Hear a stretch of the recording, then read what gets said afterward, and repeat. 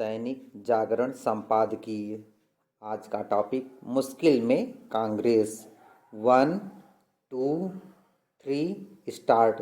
जब उत्तर प्रदेश में समाजवादी पार्टी और दिल्ली में कांग्रेस पार्टी से समझौते के बाद कांग्रेस अन्य राज्यों में सहयोगी दलों के साथ सीटों के तालमेल की उम्मीद कर रही थी, तब केरल में वाम दलों ने अपने प्रत्याशी घोषित कर उसे झटका ही दिया। केरल में सत्तारूढ़ वाम दलों में से पहले भाकपा ने वायनाड समेत 4 सीटों पर अपने उम्मीदवार घोषित किया। फिर माकपा ने 15 सीटों पर अपने प्रत्याशी तय कर दिया। इसका सीधा अर्थ है कि वाम दल केरल में कांग्रेस से मिलकर चुनाव लड़ने को तैयार नहीं है।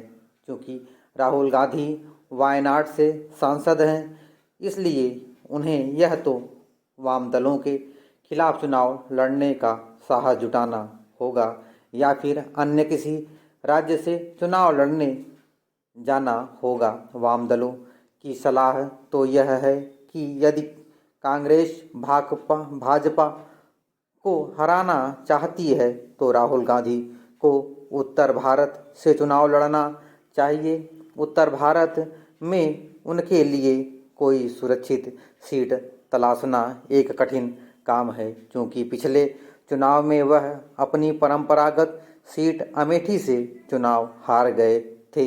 इसलिए इस बार शायद ही वहां से लड़ने की हिम्मत जुटाएं। यह कुछ भी करें, वाम दलों ने केरल में कांग्रेस के साथ वही व्यवहार किया जो बंगाल में ममता बनर्जी ने किया। उन्होंने भी यह कहकर कांग्रेस से तालमेल करने से मना कर दिया था कि बंगाल में ऐसा करने की जरूरत नहीं। इनके इनकार का एक कारण यह भी रहा कि बंगाल में कांग्रेस वाम दलों से मिलकर चुनाव लड़ने को तैयार भी थी और उन्हें ये दल फूटी आंख नहीं सुहाते। कठिनाई यह है कि बंगाल में वाम दल ऐसी स्थिति में नहीं कि कांग्रेस की नया पार लग सके। विपक्षी दलों के मोर्चे IMDAI की बैठक में बढ़ चढ़कर भाग लेते रहे वाम दलों के नेताओं ने एक तरह से कांग्रेस से राजनीतिक छल ही किया। इन बैठकों में भाकपा की ओर से JD राजा शामिल होते थे। उनकी पत्नी ही वायनाड से प्रत्याशी बनाई गई है। यह भी उल्लेखनीय है कि वह पहली बार चुनाव लड़ने जा रही हैं। पिछले लोकसभा चुनाव में दक्षिण भारत और विशेष रूप से केरल और तमिलनाडु ने कांग्रेस का संख्या बल बढ़ाने का काम किया था, लेकिन इसमें सहयोगी दलों की भूमिका अधिक थी।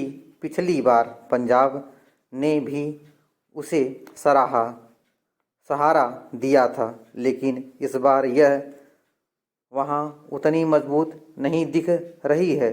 आम आदमी पार्टी ने दिल्ली में तो उससे समझौता कर लिया, लेकिन पंजाब में ऐसा करने से इनकार कर दिया। आश्चर्य की बात यह है कि कांग्रेस ने पंजाब में आम आदमी पार्टी से कुछ पाए बिना दिल्ली में उससे समझौता करना पसंद किया। दिल्ली में भी उसे केवल 3 सीटें लड़ने के लिए मिल रही हैं, जबकि पिछली बार 5 सीटों पर उनके प्रत्याशी दूसरे स्थान पर रहे। साफ है कि कांग्रेस खुद भी अपना नुकसान कर रही है। स्टॉप।